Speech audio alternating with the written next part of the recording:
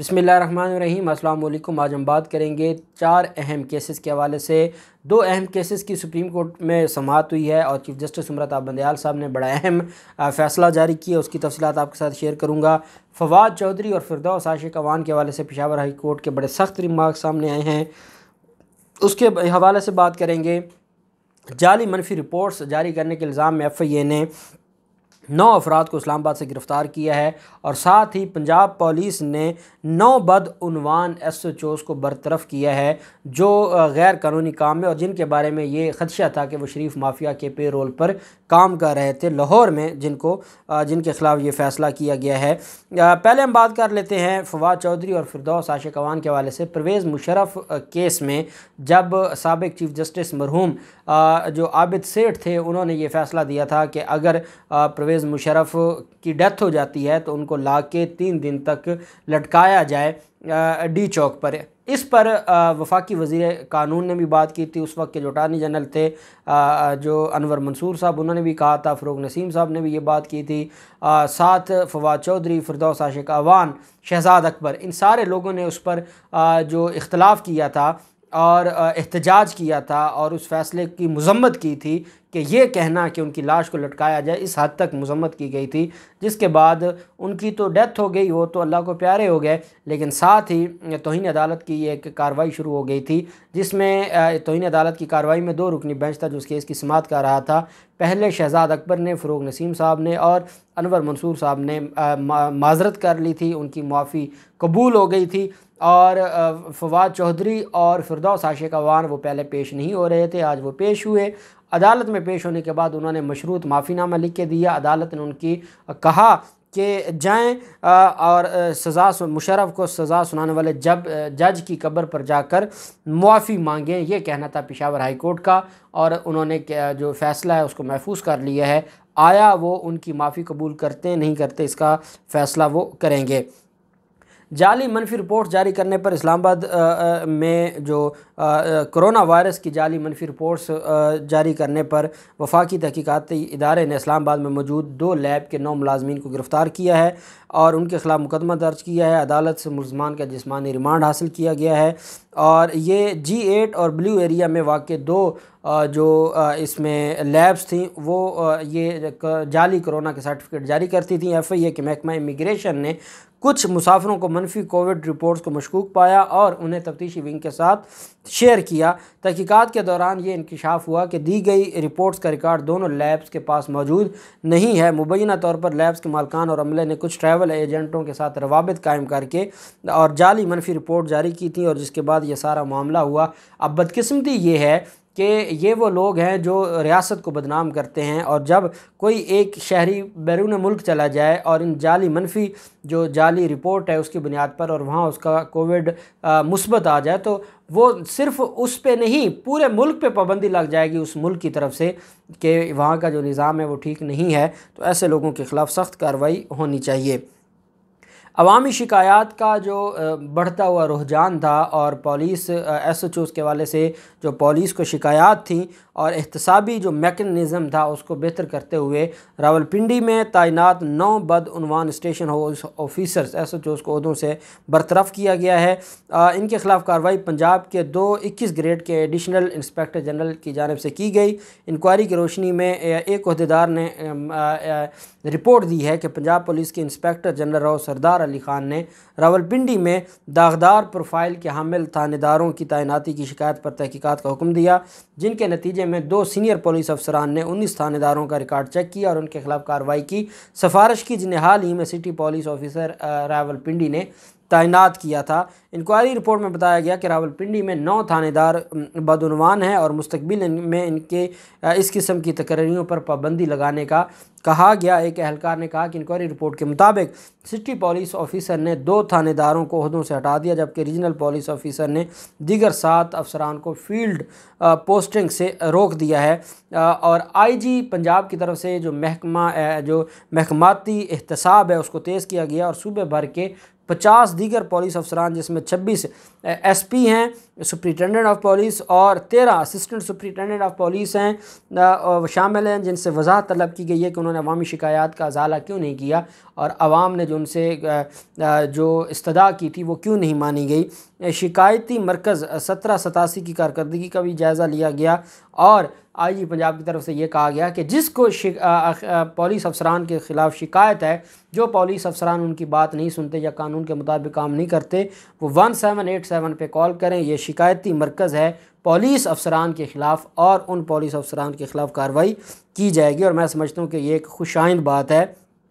साथ ही फ़ौरन fund case में आज समाअत हुई और पाकिस्तान तहरीक इंसाफ के वकील आज भी मौजूद नहीं थे, जबकि अकबर एस बाबर के वकील अदालत में मौजूद थे और 3 रुकनी बेंच था चीफ़ इलेक्शन कमिश्नर साहब की सरबराही में। और अदालत ने कहा कि आपको जो वो डॉक्यूमेंट्स भी प्रोवाइड कर दिए गए हैं जो डॉक्यूमेंट्स पहले नहीं दिए गए थे, तो आपने अपना जवाब तैयार कर लिया है। तो अकबर एस बाबर के वकील का कहना था कि हम आज अपना जवाब तैयार नहीं कर सके। साथ ही इलेक्शन कमीशन ने कहा कि इसका मतलब है अगर वो पाकिस्तान तहरीक इंसाफ के वकील नहीं है, सुप्रीम कोर्ट में मसरूफ़ हैं और वो इल्तवा मांग रहे हैं, तो आपकी तरफ से भी इल्तवा ही है, क्योंकि आपने तो जवाब तैयार नहीं किया। इस वजह से आप ये मामला देख लें और हम इस पर जो केस है उसको 1 मार्च के लिए पोस्टपोन करते हैं, मुलतवी करते हैं और 1 मार्च को PTI के वकील भी और अकबर एस बाबर के वकील भी अपना अपना जवाब जमा करवाएं। वहीं पे पाकिस्तान तहरीक इंसाफ के रहनुमा भी मौजूद थे और उन्होंने अदालत से कहा कि इलेक्शन कमीशन से कहा, फ़रूख हबीब ने, कि जनाब ने स्क्रूटनी कमेटी बनानी थी और स्क्रूटनी कमेटी के 2 मेंबरान नहीं हैं, उनको तैनात किया जाएगा तो पाकिस्तान पीपल्स पार्टी और नून लीग के ख़िलाफ़ जो तहकीकात हैं वो आगे चल सकेंगी। और इतना अरसा हो गया है अभी तक स्क्रूटनी कमेटी के मेंबरान को आपने तैनात नहीं किया। तो उस पर चीफ़ इलेक्शन कमिश्नर ने कहा कि ऑडिटर जनरल को लिख दिया है, 3 नाम मांगेंगे, जल्द नाम मिल जाएंगे और स्क्रूटनी कमेटी फ़ाल हो जाएगी। अब वो कब नाम आएंगे, कब स्क्रूटनी कमेटी फ़ाल होगी, मुझे तो नहीं लगता कि पाकिस्तान तहरीक इंसाफ की हद तक तो आपने वो डॉक्यूमेंट्स भी जो स्क्रूटनी कमेटी ने कहा था कि उनको ज़ाहिर ना किया जाए, वो एक पार्टी की प्राइवेसी है, वो तो आपने उसको शाये कर दिया, आपने अकबर एस बाबर को दे दी। और जब पाकिस्तान पीपल्स पार्टी और नून लीग के हवाले से जो मामला था उस पर आप मामले को डिले कर रहे हैं, तो ये दाल में कुछ काला तो ज़रूर है। फिर मामला आ जाता है खैबर पख्तूनख्वा में बल्दियाती इंतखाबात का जो दूसरा मरहला था और इलेक्शन कमीशन का जो फ़ैसला था उसको कलअदम करार दिया था, इंतखाबी शेड्यूल को कलअदम करार दिया था पेशावर हाई कोर्ट ने। पेशावर हाई कोर्ट के फ़ैसले के ख़िलाफ़ इलेक्शन कमीशन ने सुप्रीम कोर्ट से रुजू किया था। जस्टिस एजाज़ उल एहसन साहब और जस्टिस आयशा मलिक साहिबा पर मुश्तमिल 2 रुकनी बेंच ने समाअत की। पेशावर हाई कोर्ट की जानिब से बल्दियाती इंतखाबात का नोटिफिकेशन मुअत्तल करने के ख़िलाफ़ इलेक्शन कमीशन की अपील पर समाअत की। इलेक्शन कमीशन के वकील अफनान करीम कुंडी ने मौक़िफ़ अपनाया कि Peshawar high court Abbottabad bench ने इलेक्शन कमीशन को सुने बगैर बल्दियाती इंतखाबात का शेड्यूल मौखर कर दिया। 1 फरवरी की समाअत का नोटिस 2 फरवरी को मौसूल हुआ। वकील का कहना था कि इलेक्शन कमीशन को नोटिस मिलने तक हाई कोर्ट बल्दियाती इंतखाबात मौखर कर चुकी थी। 5 अजला में इंतखाबी शेड्यूल मौखर करने की दरख्वास्त पर 18 अजला का इलेक्शन मौखर कर दिया गया। अदालत में शिकायत गुजारों की पैरवी करने वाले वकील ने कहा कि मौसमी हालात के पेश नज़र 27 मार्च को इंतखाबात नहीं हो सकते। आयशा मलिक साहिबा ने कहा कि पेशावर हाई कोर्ट को फैसले से पहले इलेक्शन कमीशन का मौक़िफ़ सुनना चाहिए था। इस बात की तस्दीक नहीं हुई कि खैबर पख्तूनख्वा में इलेक्शन जो मौसमी हालात हैं वो कैसे होंगे। जस्टिस एजाज़ उल एहसन साहब ने कहा कि महकमा मौसमियात की रिपोर्ट को इलेक्शन कमीशन ने देखना था, अदालत ने नहीं। हाई कोर्ट को फैसला देने की इतनी जल्दी क्या थी। अदालत ने 14 फरवरी तक समाअत को मुलतवी करते हुए फ़रीक़ैन से जवाब तलब कर लिया है और इसके ऊपर फिर अदालत देखेगी कि आया इलेक्शन का जो शेड्यूल है वो दुरुस्त था या नहीं था, पोस्टपोन करने हैं या नहीं करने, इसका फ़ैसला सुप्रीम कोर्ट का ये 2 रुकनी बेंच करेगा। फिर मामला आ जाता है और ये अहम एक केस था सुप्रीम कोर्ट ऑफ पाकिस्तान में। चीफ जस्टिस उमर अता बंदयाल साहब की सरबराही में बेंच इसको समाअत कर रहा था। सुप्रीम कोर्ट ऑफ पाकिस्तान ने 900 से ज़ायद कंटेनर के गुम होने के केस की समाअत शुरू कर दी है। सुप्रीम कोर्ट ने 900 से ज़ायद कंटेनर के गुम होने की दरख्वास्त काबिल समाअत करार देकर फ़रीक़ैन को नोटिस जारी कर दिए हैं। जो दरख्वास्त थी 900 कंटेनर गुम हुए थे, वो दरख्वास्त पेंडिंग थी। आज अदालत ने जब समाअत हुई आर्गूमेंट सुनने के बाद उस दरख्वास्त को काबिल समाअत करार दे दिया है और बाकायदा केस को समाअत के लिए मुकर्रर करते हुए फ़रीक़ैन को नोटिस जारी कर दिए हैं। वकील NLC ने अदालत को बताया कि अफ़गान जंग के दौरान अफ़गान ट्रांजिट ट्रेड को कमर्शलाइज़ किया गया था और जंग से कबल ट्रांजिट ट्रेड की ज़िम्मेदारी पाकिस्तान रेलवेज़ पर थी, लेकिन कमर्शलाइजेशन के बाद ट्रांजिट ट्रेड रेलवेज़ पर ट्रांजिट ट्रेड की 25% ज़िम्मेदारी नेशनल लॉजिस्टिक सेल पर थी।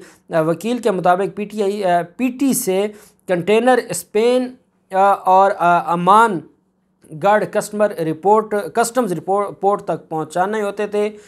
वकील के मुताबिक केपीटी से कंटेनर स्पेन बोल्डिक अमानगढ़ कस्टम्स पोर्ट तक पहुंचाने होते थे। अमानगढ़ तूरखम बॉर्डर से 100 किलोमीटर से पहले ज़िला नौशहरा में आता है। हमारी ज़िम्मेदारी चमन और अमानगढ़ में डिलीवरी तक है। इसके बाद चमन और अमानगढ़ से अफ़गान कैरियर कंटेनर अफ़गानिस्तान ले जाते थे। वकील ने मज़ीद कहा कि कराची पोर्ट ट्रस्ट से शिपमेंट होती थी तो कैरियर को अफ़गान ट्रांजिट ट्रेड इनवाइस दी जाती थी और इनवाइस में कंटेनर व्हीकल नंबर्स और ड्राइवर की मालूमात होती थी। कस्टम्स हुकाम अमानगढ़ चमन में इनवाइस खोलकर दस्तखत करते थे। चीफ जस्टिस साहब ने कहा, ट्राइब्यूनल ने कहा है कि मिनरल पर शिपमेंट पहुंचाने के शवाहिद नहीं दिए गए।